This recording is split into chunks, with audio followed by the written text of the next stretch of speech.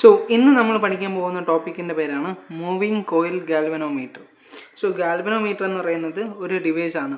അത് എന്തിനാണ് യൂസ് ചെയ്യുന്നത്? ചെറുതായിട്ടുള്ള ഒരു കറണ്ടിനെ പോലും ഒരു സർക്യൂട്ടിൽ കൂടെ പാസ് ചെയ്ത് പോകുന്ന കറണ്ടിനെ ഡിറ്റക്റ്റ് ചെയ്യാൻ യൂസ് ചെയ്യുന്ന ഡിവൈസാണ് ഗാൽവനോമീറ്റർ.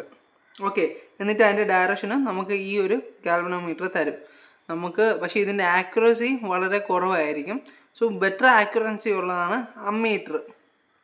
അപ്പോൾ അമ്മീറ്ററിനെ കാട്ടി ആക്യുറസി കുറവുള്ളതായിരിക്കും galvanometer. Still it is used to detect even small current in a circuit, and also it gives the direction of that particular current. Okay, so നമ്മൾ അടുത്ത ഗാൽവനോമീറ്ററിനെ പറ്റി പഠിക്കുന്നു. നമ്മുടെ ഈ മൂവിങ് കോയിൽ ഗാൽവനോമീറ്റർ ഈ പേരിൽ തന്നെ നമുക്കുണ്ട്. എന്തോന്നായിരിക്കും ഈ ഗാൽവനോമീറ്ററിൽ മൂവ് ചെയ്യുന്നത്? അതിൻ്റെ കോയിലായിരിക്കും. സോ ഇവിടെ നമ്മൾ എടുക്കുമ്പോൾ നമുക്ക് ഒരു ഗാൽവനോമീറ്ററിൽ നമ്മളൊരു 2 മാഗ്നറ്റ് എടുത്തിട്ടുണ്ട്. ഈ 2 മാഗ്നറ്റ് എന്ന് പറയുമ്പോൾ നമ്മൾ സ്പെഷ്യൽ മാഗ്നറ്റാണ് ഇവിടെ എടുത്തിട്ടുള്ളത്. നമ്മൾ സാധാരണ ആയിട്ടുള്ളൊരു ബാർ മാഗ്നറ്റ് അല്ല, പകരം നമ്മൾ എടുത്തിട്ടുള്ള മാഗ്നറ്റാണ് ഹോഴ്സ് ഷൂ മാഗ്നറ്റ് അല്ലെങ്കിൽ സർക്കുലർ മാഗ്നറ്റ്. ഇതായിരിക്കും നമ്മളിവിടെ എടുത്തിട്ടുള്ള മാഗ്നറ്റ്. സോ ഇതിൻ്റെ പ്രത്യേകത എന്ന് പറയുമ്പോൾ നമ്മൾ വരുന്ന വഴിക്ക് ഞാൻ പറഞ്ഞുതരാം. സോ ഈ കോയിലിനെ നമ്മൾ ഒരു റെക്റ്റാങ്കുലർ കോയിലുണ്ട്. ആ ഒരു കോയിലിനെ നമ്മൾ ഒരു മാഗ്നറ്റിക് ഫീൽഡിൽ കൊണ്ട് ഒരു എക്സ്റ്റേണൽ മാഗ്നറ്റിക് ഫീൽഡിൽ നമ്മൾ പ്ലേസ് ചെയ്തിട്ടുണ്ട്. ഒരു എക്സ്റ്റേണൽ മാഗ്നറ്റിക് ഫീൽഡിൽ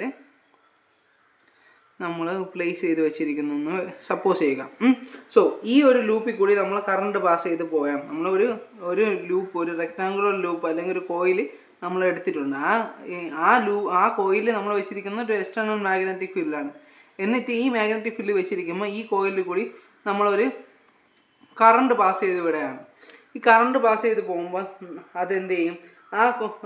കറണ്ട് പാസ് ചെയ്യുമ്പോൾ നമ്മളവിടെ ചെയ്യുന്നത് ആ കറണ്ട് പാസ് ചെയ്യുന്നത് വഴി അവിടെ ഒരു എക്സ്ട്രാ മാഗ്നറ്റിക് ഫീൽഡും കൂടി പ്രൊഡ്യൂസ് ആവും. നമ്മൾ ആൾറെഡി ഇതൊരു എക്സ്റ്റേണൽ മാഗ്നറ്റിക് ഫീൽഡാണ് വെച്ചിട്ടുള്ളത്. കറണ്ട് പാസ് ചെയ്യുമ്പോൾ ഈ ഒരു പർട്ടിക്കുലർ കോയിലിലും ഒരു മാഗ്നറ്റിക് ഫീൽഡ് പ്രൊഡ്യൂസ് ആവും. അപ്പോൾ ഈ 2 മാഗ്നറ്റിക് ഫീൽഡ് ഇൻട്രാക്ട് ചെയ്യുമ്പോൾ അവിടെ എന്തോന്ന് വരും? ഒരു മാഗ്നറ്റിക് ഫോഴ്സ് വന്നിട്ട് ഈ ഒരു കോയിലിനെ റൊട്ടേറ്റ് ചെയ്യും. സോ റൊട്ടേറ്റ് ചെയ്യുമ്പോൾ അവിടെ നമ്മളെ മാഗ്നറ്റിക് ഫോഴ്സ് എന്തായിരിക്കും? ട്വിസ്റ്റിംഗ് ഫോഴ്സ് ആയിരിക്കും. ഇതിനെ കറക്കുന്ന ട്വിസ്റ്റിംഗ് ഫോഴ്സ്. ട്വിസ്റ്റിംഗ് ഫോഴ്സിനെ നമ്മൾ പറയും ടോർക്ക് എന്ന് പറയും. സോ നമ്മൾ മുമ്പത്തെ സെക്ഷനിൽ പഠിച്ചതുപോലെ ഈ ടോർക്കിൻ്റെ ഫോർമുല എന്ന് പറയുമ്പോൾ tau is equal to NIAB sin θ. ഇവിടെ ഇതിന് ട്വിസ്റ്റ് ചെയ്യുന്ന ഈ ടോർക്കിനാണ് നമ്മൾ എടുത്ത് പഠിക്കുന്നത്. നമ്മൾ അടുത്ത് പഠിക്കേണ്ടത്, നമ്മൾ ഇവിടെ 2 മാഗ്നറ്റ് എടുത്തല്ലോ, ഒരു നോർത്ത് പോളിൻ്റെ മാഗ്നറ്റ്, ഒരു സൗത്ത് പോൾ മാഗ്നറ്റ്. ഈ മാഗ്നറ്റ് എപ്പോൾ നമ്മൾ യൂസ് ചെയ്തിരിക്കുന്നത് ഒരു സ്പെഷ്യൽ മാഗ്നറ്റ് ആയിരിക്കും. അതിന് നമ്മൾ ഹോഴ്സ് ഷ്യൂ മാഗ്നറ്റ് എന്നോ സർക്കുലർ മാഗ്നറ്റോ ആയിരിക്കും ഇത് എടുക്കുക. ഇതിൻ്റെ ഇടയിലായിരിക്കും ഈ നമ്മൾ റെക്റ്റാങ്കുലർ കോയിൽ വെക്കുന്നത്. സോ നമ്മൾ ഇത് ചെയ്യാൻ വേണ്ടി ആദ്യം ചെയ്യുന്നത് എന്തെന്ന് വെച്ചാൽ, നമ്മൾ ഒരു സിലിണ്ടറിക്കൽ ആയിട്ടുള്ള നമ്മളൊരു വയർ, നമ്മൾ സപ്പോസ് വയറല്ല, ഒരു സിലിണ്ടറിക്കൽ ഒരു മെറ്റീരിയൽ നമ്മൾ എടുത്തു. അതിൻ്റെ അകത്ത് നമ്മൾ ഒരു കോയിലിനെ ചുറ്റി വെക്കുന്നു. മീൻസ് ഒരു കോയിലിനെ ചുറ്റി വെക്കുന്നതിൻ്റെ സെൻസ് മീൻസ് ഒരു റെക്റ്റാങ്കുലർ കോയിലിനെ അതിൻ്റെ അകത്തോട്ട് വയ്ക്കുക. ഇതാണ് സിലിണ്ടറിക്കൽ ആയിട്ടുള്ള ഒരു പീസ്. ഈ സിലിണ്ടറിക്കൽ പീസിൻ്റെ അകത്ത് ഈ ബ്ലൂ ലൈനിൽ വരച്ചിട്ടുള്ള ഈ ഒരു റെക്റ്റാങ്കുലർ ഈ ഒരു കോയിൽ ഈ സിലിണ്ടറിക്കൽ പീസിൻ്റെ അകത്ത് വെക്കുന്നു. എന്നിട്ട് ഇതിനെ നമുക്ക് സസ്പെൻഡ് ചെയ്ത് വെക്കാൻ വേണ്ടിയിട്ട് ഒരു സ്പ്രിങ് വെച്ച് നമ്മൾ അതിനെ താങ്ങി നിർത്തിയിട്ടുണ്ട്.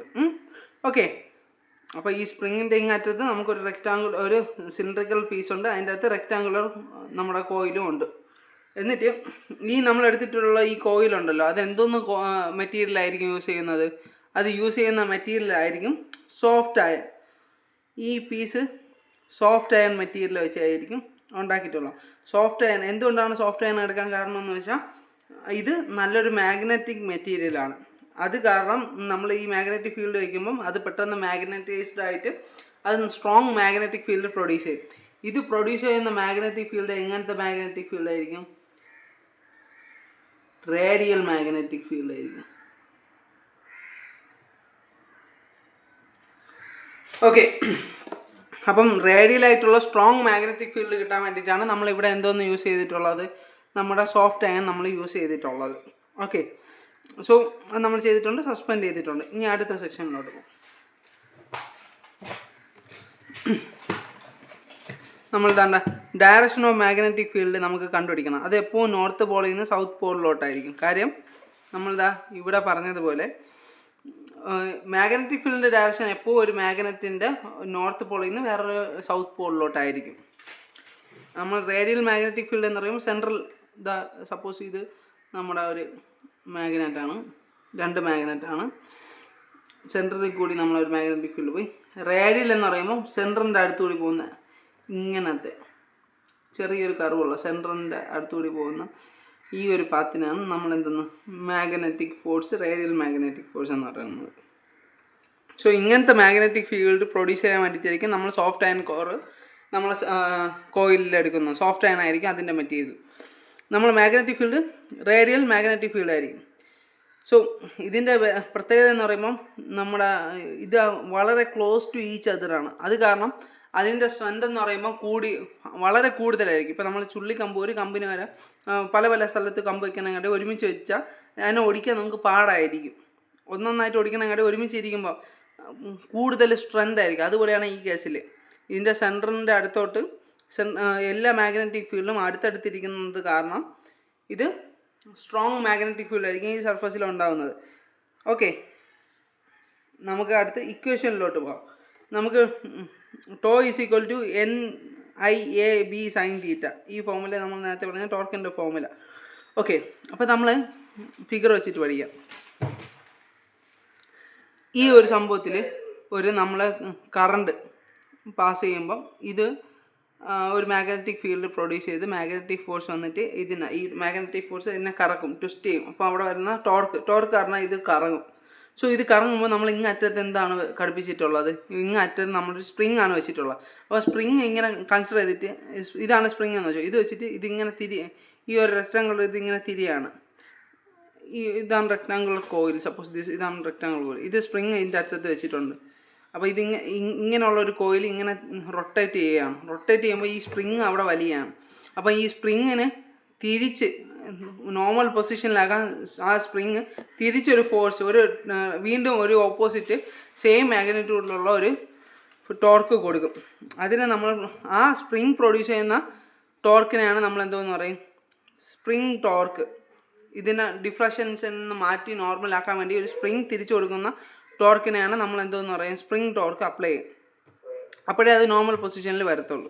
സോ നമുക്ക് ഇക്വേഷനിലോട്ട് പോവുകയാണെങ്കിൽ നമ്മൾ നേരത്തെ പറഞ്ഞ പോലെ spring torque tries to make the spring come back to the original position. So this spring torque will balance the normal torque ആദ്യം പ്രൊഡ്യൂസ്ഡ് ബൈ നമ്മൾ ഫോഴ്സ് മാഗ്നറ്റിക് ഫീൽഡ് കാരണം പ്രൊഡ്യൂസ് ചെയ്യുന്ന ആ ടോർക്കിനെ ബാലൻസ് ചെയ്യാൻ ഈ സ്പ്രിങ് ടോർക്ക് ഹെൽപ്പ് ചെയ്യും. അപ്പോൾ നമുക്ക് ഇതിൽ നിന്ന് മനസ്സിലാക്കാം, വെറും tau is equal to tau S എന്ന് പറയുമ്പോൾ സ്പ്രിങ് ടോർക്ക്. ടോയുടെ ഫോമിൽ എന്ന് പറയുമ്പോൾ torque is equal to NIAB sin theta. ഇവിടെ നമുക്ക് ടോർക്ക് എപ്പോഴും മാക്സിമം ആയിരിക്കണം. മാക്സിമം ആവാൻ വേണ്ടി നമ്മൾ എന്ത് ചെയ്യണമെന്ന് വെച്ചാൽ നമ്മൾ പഠിച്ചിട്ടുണ്ട് sin 0 ആയിരിക്കും. sin 90 ആണ് നമുക്ക് എപ്പോഴാണോ ആംഗിൾ 90 ആയിരിക്കുന്നത്, sin 90 വരുന്ന ആ ടൈമിലായിരിക്കും ടോർക്ക് മാക്സിമം ആയിട്ടുള്ളത്. അത് കാരണം ഇവിടെ sin 90 വരുന്നു. Tau is equal to NIAB എന്ന് കിട്ടുന്നു. ടോ എസിൻ്റെ ഫോമുല നിങ്ങൾ ഓർത്ത് വയ്ക്കണം. Tau S equal to K∅. അപ്പം K എന്ന് പറയുമ്പോൾ സ്പ്രിങ് കോൺസ്റ്റൻറ്റ്, നമ്മൾ ഫൈ എന്ന് പറയുമ്പോൾ അതിൻ്റെ ഡിഫ്ലക്ഷൻ. ഇത് നമ്മൾ ഇക്വിലിബ്രിയം കണ്ടീഷനിൽ ഇപ്പം നമ്മൾ ഇവിടെ ആക്ച്വലി നമ്മൾ എടുത്തതിൽ ഒരു കാര്യം നമ്മൾ പറയാൻ വിട്ടുപോയി. നമ്മൾ ഈ കോയിൽ വെച്ചിട്ടുണ്ടല്ലോ, ഈ കോയിലിൻ്റെ ഹൊറിസോണ്ടലായിട്ട് നമ്മളൊരു പോയിൻ്റർ വെച്ചിട്ടുണ്ട്.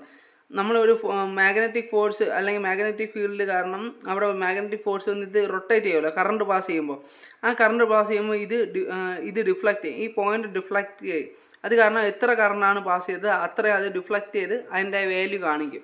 സോ അപ്പോൾ ഈ ഒരു പോയിൻ്റർ ഉണ്ടല്ലോ, അതായിരിക്കും വാല്യൂ കാണിക്കുന്നത്. എന്നാൽ നമ്മുടെ സ്പ്രിങ് ടോർക്ക് വെച്ചിട്ട് ഈ നമ്മുടെ പർട്ടിക്കുലർ ഈ പോയിൻ്റർ നോർമൽ പൊസിഷനിൽ വരും when the current going through is stopped.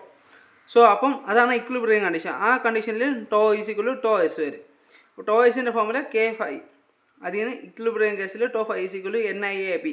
അതിൽ phi is equal to NAB by KI into I.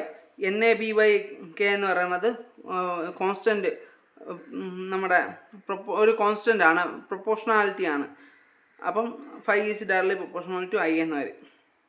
ഇതിൽ നമുക്ക് ഫൈയുടെ ഫോമുല നമുക്ക് കിട്ടിയല്ലോ, NAB/K അതാണ് ഫൈ, NIAB/K അതാണ് ഫൈ. ഇതിൻ്റെ ഒരു ഫോമുല നമ്മൾ ഇക്വേഷൻസിൽ യൂസ് ചെയ്യും. നമുക്ക് ഇതിൽ നിന്ന് മനസ്സിലാക്കേണ്ട ഡിഫ്ലക്ഷൻ, കറണ്ടിനനുസരിച്ച് ഡിഫ്ലക്ഷനും കൂടുതലായിരിക്കും ഈ ഒരു കേസിൽ. ഓക്കെ, ഇതാണ് മൂവിങ് ഗാൽവനോമീറ്ററിൻ്റെ ഒരു മെയിൻ കൺസെപ്റ്റ് എന്ന് പറയുന്നത്.